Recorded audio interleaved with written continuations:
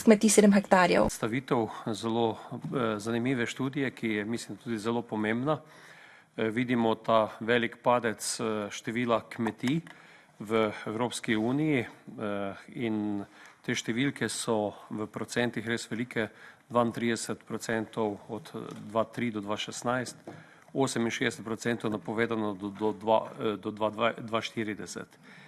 Kar se tiče razlogov, so bili navedeni naravni pogoji, se pravi težje površine, zaraščanje in opuščanje nekaterih kmetijskih površin, drugi del struktura kmetij in s tem povezana konkurenčnost kmetij. In vsi moramo priznati, da resnično se je v teh zadnjih desetletjih storilnost na kmetijah zelo povečala, zato je s temi manjšimi kmetiji zelo težko doseči tudi primeren dohodkovni položaj. Mislim pa, da je v študiji manjka ključen dejavnik, ki je razlog za zmanjšanje števila kmetij, to je demografska slika lastnikov kmetij. Vemo, da je 35% lastnikov kmetij v Evropi starejših od 65 let, dodatnih 20% starejših od 55 let, se pravi, da imamo 55% lastnikov evropskih kmetij starejših od 55 let.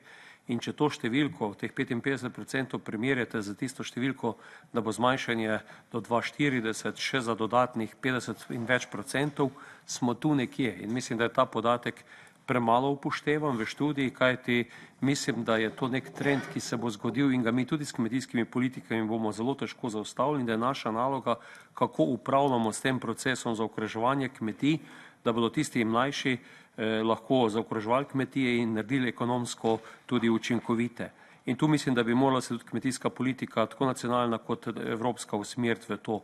Večja podpora manjšim kmetijam, mislim, da je nujno, da gremo v to. Videli smo te velike razlike, kolegi na Češkem govorijo o 10 hektarjih, 1000 hektarjih, v Sloveniji je 50 hektarska kmetija res zelo, zelo velika, če vemo, da je povprečje 7 hektarov, zato mora biti ta politika različna med državami, podpirati pa, kot sem že, manjše kmetije, kmetije s težjimi pogoji in pa, kar je zame ključno, diverzifikacija poklicev na podeželju. Mislim, da samo kmetijstvo samo ne bo moglo zapolniti te vrzeli, zato se že ves to let prizadevajo konceptu pametnih vasi za druge poklice na kmetiji, tako znotraj kmetijstva, dolgotrajni oskrbi, starejše, energetiki, mobilnosti na podeželju. In tu mislim, da imamo izziv v dolgoročni viziji razvoja podeželja, kjer moramo pritegniti na podeželje tudi druge fonde, ne samo kmetijske.